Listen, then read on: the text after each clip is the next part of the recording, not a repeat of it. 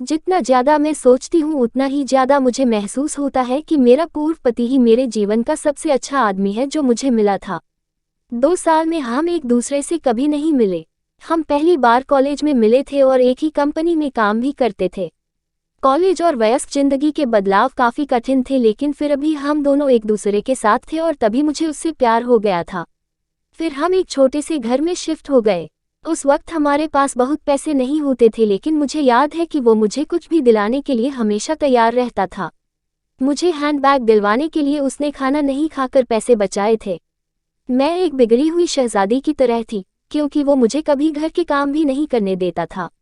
मुझे खुशी थी कि मुझे एक ऐसा शख्स मिला था जिसके साथ मैं अपनी पूरी जिंदगी बिताना चाहती थी। और जल्दी ही हमने शादी कर ली।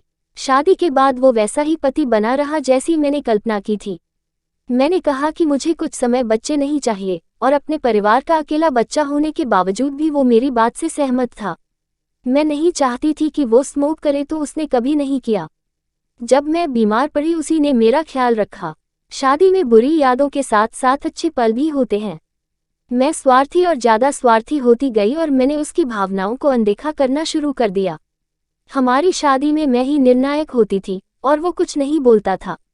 मैंने हमेशा यही सोचा कि मेरे स्वार्थी रवैये के साथ सहमत होना ही उसका मेरे प्रति प्यार जताने का तरीका था। लेकिन मैं गलत थी। उसके सहने की भी एक सीमा थी। हमने तलाक ले लिया, लेकिन तब भी उसने इसके लिए मुझसे माफी मांगी। उसके कहा कि वो शर्मिंदा है कि वो मेरी इच्छा के मुताबिक एक अच्छा पति नहीं बन सका। तलाक के बाद मेरे अहंकार ने मुझसे कहा कि मेरा पति मेरे पास वापस आएगा।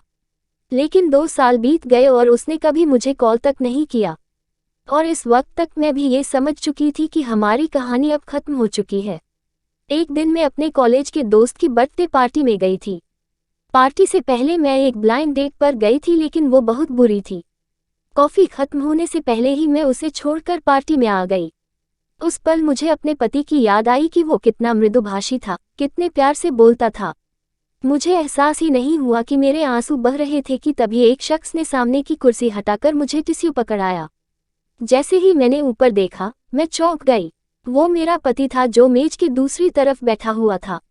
एक दूसरे से अलग होने के 2 साल बाद उसे अपने सामने बैठे देखकर मैं बस इतना चाहती थी कि उसके हाथ पकड़कर उससे एक दूसरे मौके के लिए पूछूं। जब मुझे लगा कि वो पार्टी में अकेला आया है, तो मेरे दिल में उम्मीदें जगने लगीं। क्या वो अब तक सिंगल है? क्या हमारे दोबारा मिलने की कोई चांस है? लेकिन तभी उसका फोन बजा और उसने फोन उठाया। उसने फोन पर कहा, ठीक है, मैं 1 मिनट में तुमसे मिलता हूँ। वो मेरी तरफ देखकर मुस्कुराया और मुझसे कहा कि उसे जाना होगा। वो दरवाजे के बाहर गया, जहाँ एक खूबसूरत महिला उसका इंतजार कर रही थी, और उन दोनों ने एक दूसरे को किस किया। उसे एक दूसरी महिला के साथ प्यार में देखकर मेरा दिल डूब गया। हम एक दूसरे से प्यार करते थे, लेकिन मैंने उसकी कद्र नहीं की। और अब जब वो जा चुका है तो मैं उसे मिस करती हूँ।